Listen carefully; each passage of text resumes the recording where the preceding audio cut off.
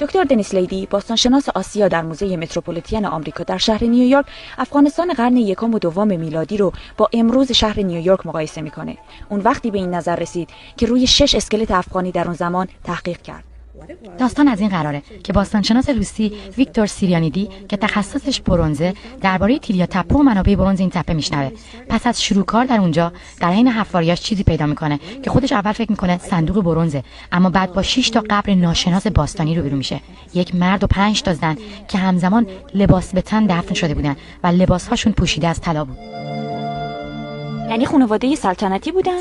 بحث سر همین اتفاقا ما نمیدونیم. تنها چیزی که میدونیم اینه که اونها بسیار ثروتمند بودن و سبک زندگیشون طوری بوده که ثابت میکنه با دنیای وسیع‌تر از محل زندگیشون در ارتباط بودن. در زمان طالبان به موزه ملی افغانستان حمله شد.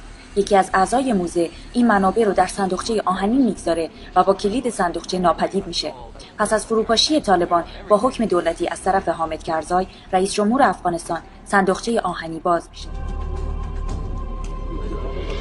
این نمایشگاه داستان‌های زیادی داره. یکی از داستان‌ها البته ماجرای شجاعت باستانشناس افغانیه که در زمان بحران‌های شدید و جنگ افغانستان خیلی از آثار هنری این کشور رو پنهان می‌کنه.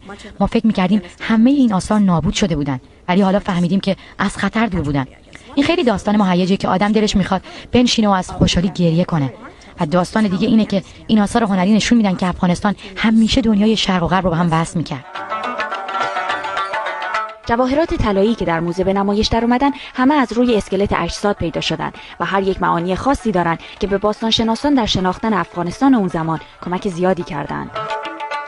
این تاج یکی از زنان بوده که نشون میده این زن از همه ثروتمندتر و مهمتر بوده. بعضیا فکر میکنن که این میتونه یک معنای مذهبی داشته باشه و به مراسم شامانیسم یا جادوگری ارتباط داشته باشه که معمولا ما از اون به عنوان یکی از قدیمی ترین فرهنگ های اولیه تمدن بشر یاد میکنیم. از دنیس میپرسم که این ثروت چقدر ارزش داره و الان مال کیه؟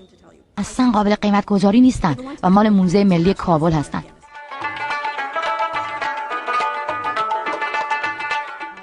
من از صمیم قلب آرزو دارم که این نمایشگاه به مردم حداقل در کشور من یادآوری کنه که افغانستان چه تاریخ پیچیده و سطح بالایی داره و ما به اون به عنوان یک جای زیبای دیگه دنیا فکر می‌کنیم، نه به عنوان جایی که ازش عصبانی و ناراحت هستیم.